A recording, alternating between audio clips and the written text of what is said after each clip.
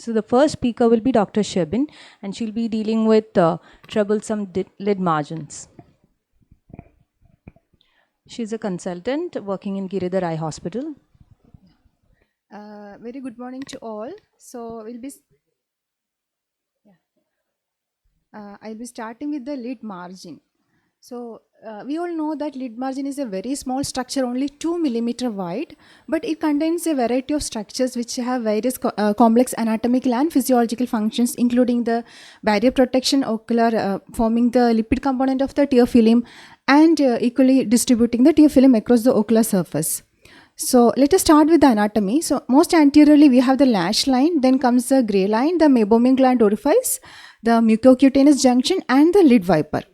So we have many glands in the lid margin, including the gland of Sees, which is a modified sebaceous gland of Mole, and meibomian gland.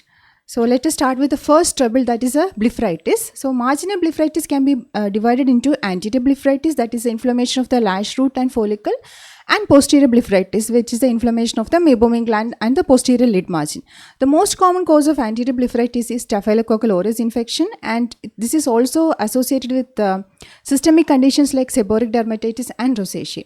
Posterior blepharitis could be due to meibomian gland disease, conjunctival inflammation, or acne rosacea. So one thing we have to remember is all MGD is not posterior blepharitis. Only when meibomian gland disease is associated with the inflammation of the posterior lid margin, then we call it as posterior blepharitis.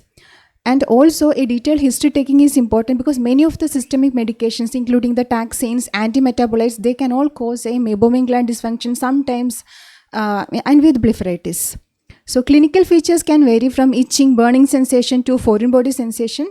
The signs, we can broadly divide them into lid margin signs and tear film and ocular surface signs. So we have lid margin erythema, sometimes edema, these fine telangiectatic vessels. Then there can be collarets or scales at the lash roots. Then this is a classical sign of meibomian gland disease, the inspissated meibum you can see, and on pressure you can see this cheesy material coming out from the meibomian glands. Then ocular tear film signs, we have the frothy tear film, then a reduced tear film breakup time, the associated conjunctival congestion and corneal SPKs. There can be even corneal scarring and vascularization in severe cases. So regarding treatment, the conservative treatment, we all know about this lid hygiene, the oil scrubs, then topical ointments. But what we have to remember is we have to educate the patient. That is the most important thing. Because if we just tell them warm compress, they will think that they are taking bath in warm water. So that is adequate. No, that is not adequate. We have to clearly tell them how to keep the warm soaked cotton or for 10 minutes or 5 to 10 minutes, and how to scrub the lid correctly. That is the most important thing. So a word about Demodex. So this Demodex is an ectoparasite that is commonly seen even in normal asymptomatic individuals. But when they increase in their density, also known as demodicosis, they can cause hypersensitivity and inflammation and blepharitis. So this characteristic collarate cylindrical shaped scales that is seen in Demodex infection. So this is one new drug that is coming, which is known as lotilaner. This is a parasite-specific gamma aminobutyric acid chloride channel inhibitor that is in the last phase of clinical trials. Then regarding theriasis palpebrarum, this is pubic louse. So these patients, when they present, we have to spend more time. We have to remove each lice and knit with a non-tooth forceps, and always you can give some topical ointment for lubrication. Oral ivermectin is also effective. Hordeolum internum and externum, this we all know. Acute bacterial infections of the meibomian gland, that is internum, the Sees and Mole gland, that is externum. So here in the second picture we can see that there is pus pointing at the lash root. So that is a classical sign of hordeolum externum. And in some cases of hordeolum internum, the presentation can be very subtle. Patient present with some mild pain, mild lid edema. There will not be any classical feature of internum. But if we invert and see the lid meibomian gland orifice, you will see some kind of edema, erythema, and some purulent discharge from the meibomian gland. So that is another sign to differentiate early. Then chalazion is chronic sterile lipogranulomatous inflammation. So this is incision and curettage for chalazion. This we all know, we all do this. But what I want to highlight is it is always important to remove the capsule of the calazion, because for two things. One is there can be a recurrence if you don't remove it completely. Second, if you keep it there, most of the patients will be satisfaction will be less, because there will be some amount of residual thickening. So it is better to remove it. This is something LipiFlow. It is conventionally used for the meibomian gland disease, but this can also be used in case of patients with recurrent calazion, chronic MGD. So this is very easy to use, and only the cost is a problem. So we have the eye cup here. This is the lid warmer which will be kept inside the eye. So this will generate heat, and through the conjunctivitis transmitted to the meibomian glands. And this is the eye cup that will apply pulsatile pressure to the eyelids, so to express out the meibomian gland secretions. So next, this is something known as microblepharoexfoliation or BLEPHEX. So this is a rotating light bar with a medical grade microsponge. So this will gently and accurately spins along the lashes and eyelids to remove the debris and the biofilm. So this again is can be used for both blepharitis and calazion. Then we have the intraductal meibomian gland probing, first introduced by Maskin. This is a Maskin's probe, but this is a cumbersome procedure, but found to be very effective in case of obstructive MGD. So here we have to anesthetize the lid margin, and with the probe we have to probe through each of the meibomian gland openings. So this is a meibograph image showing the probe within the meibomian gland. Then we have intralesional triamcinolone acetonide injection. So this again we don't usually prefer, because there can be some complications including fat atrophy, depigmentation, and very rare chance of visual loss. So 1.1 under recognized entity, that is meibomian gland inversion. So this is it is an early change before the onset of cicatricial marginal entropion. So here we can see that the meibomian gland is inverted.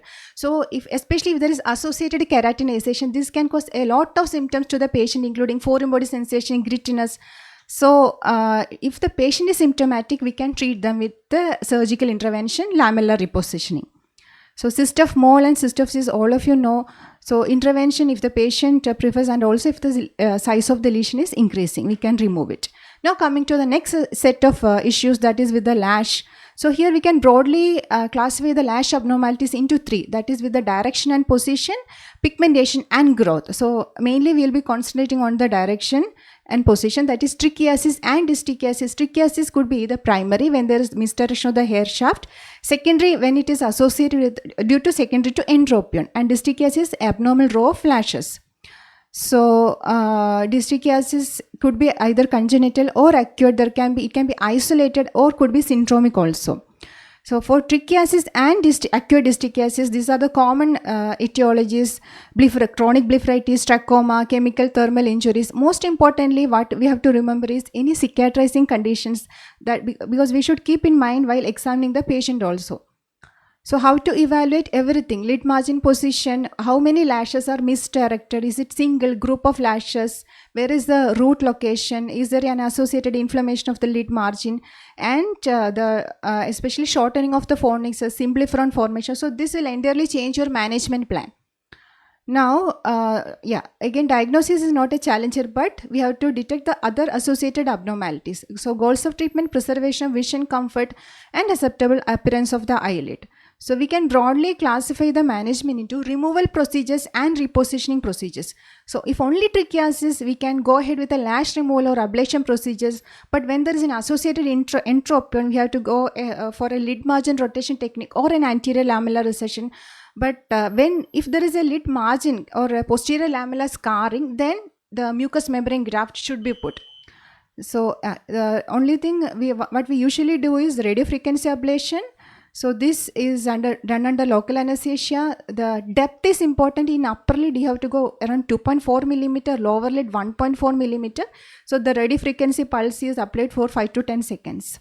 So again, there is a chance of recurrence in radiofrequency ablation also. This can be combined with mitomycin C for a better result. Argon laser we don't use commonly. Cryotherapy is also not preferred because of many complications, including depigmentation, new trichiatic lashes, conjunctival migration, lid margin notching.